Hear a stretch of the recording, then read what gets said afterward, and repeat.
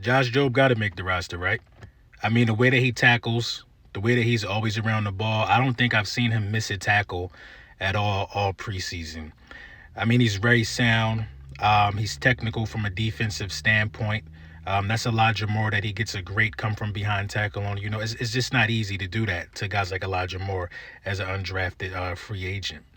But here, Josh Jobe, man, he does a good job of, trying to figure out if it's play action, who has the ball. Once he diagnoses that, he's off to make a great open field tackle right here. If Jobe does not get this guy down, this could be a huge gain. But Josh Jobe sticking his nose in the business that it needs to be stuck in, he does this regularly, man. Again, Josh Jobe, making sure you get the ball carrier down to the ground. Those are just the basics and the fundamentals of things that help you make a roster. Again, Josh Jobe, diagnosing who has the ball. The intelligence, we got to talk about it. He doesn't get tricked by misdirection often. You see right here, this guy has a clear path, two lead blockers, but Josh Jobe will get him to the ground. That's a wide receiver jet sweep, it looked like. I mean, Josh Jobe is a very sound tackler, and that's something that we need here. Again, Josh Jobe, running back, no problem. I can stick my helmet in there and get him to the ground as well. He has to make this roster. He came from the opposite side of the field and made a lot of plays as well, sticking his nose in there again. Here's an example of him coming from the opposite side of the field. Now, Josh Jobe is down here circled. This screen pass takes play on the opposite side of the hash marks. There's a lot of people over there that could have rallied to the ball and made something happen, but it's on Josh Jobe to get this guy down to the ground. He answers the call every time. I mean, it's a no-brainer. I think he's making his roster. He's proved it. He's put out good tape. He's had a really good training camp in preseason for any undrafted free agent that we've had on this roster. And this is where he'll really make his bones, by being a great goal line defender. You see the ball is in the air. He does a great job of keeping one hand on the receiver, one hand available to swat it away, filling for the receiver, get the deflection. He makes the roster. Yes, sir. Yes, sir. Yeah. Lil Brunson back at you with the back at you, and I'm the best reporting on the Eagles. Listen, it's Monday morning. Real quick, man, PhillySportsTrips.com. Me and Philly Mike, we're going to be out here. FedEx Field, Washington Eagles, you know what I'm saying? Going to travel up there. Enjoy a nice, comfortable ride coming from Philadelphia up to the Washington, D.C. area and see the game live. You'll get a nice chauffeur ride. Tailgate with great people. Fourth and John is going to be there, just to name one or a few, you know what I'm saying, and your ticket to the game. So see the packages that they got, phillysports.com. Let's get into these cuts real quick. Let's get into what's really going on with the Philadelphia Eagles, the meat and potatoes of this video. So the Philadelphia Eagles so far have released 5 players. We're going to go by this player by player. Cameron Tom, center. I didn't think the Philadelphia Eagles would, carry 3 centers. It's been my estimation that Cameron Tom was only in the roster, only in a spot to, hold the position, because Kelsey is down and not practicing, and a lot of the, a lot of the weight of preseason and a lot of the reps in joint practice was going to Cam Jurgens, who made the best out of those reps. So we're not going to carry 3 centers, man. He's just a center, you know what I mean? Not to say it like that. He doesn't carry a dual position on the offensive line, so he's not like a center guard, you know what I mean? He's not interchangeable from what I've seen. So, I understand the cut of Cameron Thompson. Rennell Wren. Rennell Wren, it just hasn't looked good, man. We're a team that's, stocked with defensive tackles. Fletcher Cox, Jordan Davis, Milton Williams can play some of that. Javon Hargrave, you already got 4. That should get some, Marlon Tupoloto. I know I'm going to say his name right, you know what I mean? But you got a lot of guys that can contribute right there. And this was also probably just a camp body. Now, these 3 guys that I'm going to talk about now, I didn't think were camp bodies. Let's start with Jason Huntley. Jason Huntley actually had a really good chance of making the roster.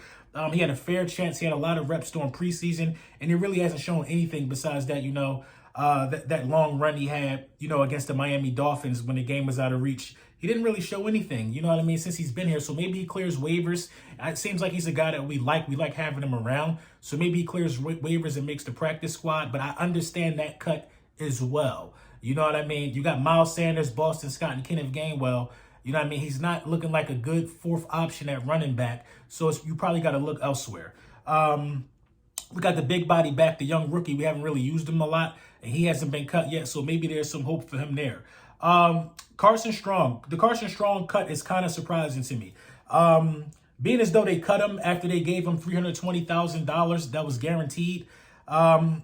it's kind of confusing to me. I thought they were going to try to stash him and put him away and keep working him and keep developing them. But at this point, we just gave the bread away. You know what I mean? We didn't let him play in preseason. We didn't really get a good look at him and see where he was at. So we are the only team that kind of has like in-game film on Carson Strong. I'm not really a fan of, just giving away that type of money. We could have brought anybody in to be a camp body.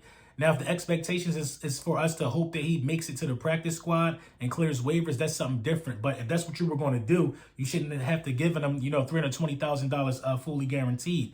And it's crazy because a lot of people thought that he would seriously be able to compete against Jalen Hurts for some playing time. But, he can't even beat out Reed Sign it. You know what I mean? He's a kid still developing.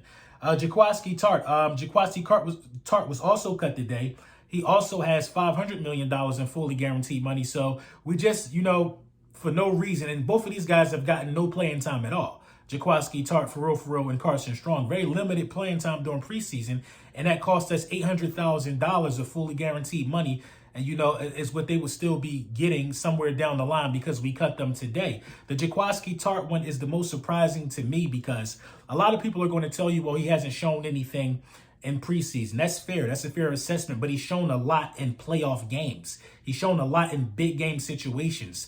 The average football fan will tell you, well, Jaquiski Tartt, he dropped that interception in the playoffs. I haven't seen Kayvon Wallace even be in position to drop an interception. He's never been in between a receiver and the ball to drop an interception. At least Jaquiski Tartt can hit hard and he can be in the right place at the right time from time to time. So with Jaquiski Tartt being released, you have a Marcus Epps that, has a little bit of injury concern. You have Kayvon Wallace, who hasn't shown anything. And you have Anthony Harris, who's on the older side, and he hasn't really played much during preseason, but he's been reliable from what we know. Maybe they're looking at some of what Andre Cashray could do. Maybe Blankenship, sticks around. But Jaquiski Tartt probably has the most playoff experience out of every safety on our roster right now. And it was just a little surprising, to say the least, to see that he would be cut on the first day. I understand he hasn't shown anything in preseason, but you got other guys who haven't even played in preseason, and we know what they bring to the table. I think that what Jaquiski Tartt brings to the table in regular season games is much more than what Kayvon Wallace brings to the season in regular season games. Like, are you comfortable with Kayvon Wallace starting? I'm not comfortable with Kayvon Wallace starting if we have an injury at the safety position. I'm not comfortable with it. I feel like special teams depth, yes, is absolutely needed, but at the same time, special teams depth more than starting having solid pieces on the field for your defense. I don't think so.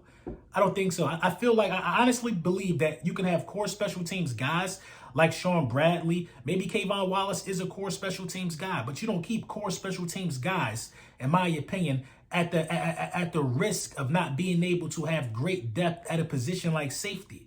It's, and people now are throwing out the scenarios of other safeties that we can get. We're looking at the guy in Baltimore. None of that is guaranteed. Jaquiski Tartt being signed because you already knew what he brought to the table in regular season games and in playoff games, that was guaranteed. It was only a $1 million deal. Only a $1 million deal. Now, I'm not saying Jaquiski Tartt is a world beater, but we're weak at the safety position. And he was a key and valued asset at that position, if you ask me. But it is what it is, man. We'll see, man. More cuts going to be coming for sure. You know what I'm saying? I just hope none of these cuts on my guy, Josh Jobe. I think he's had an amazing camp from what you've seen in the beginning of this video. But let me know what you guys think in the comments on the cuts of Jaquiski Tartt and Carson Strong. I think those are probably the two most important pieces out of guys that got cut. And you can throw Jason Huntley in there as well, man. Let me know what you think in the comments.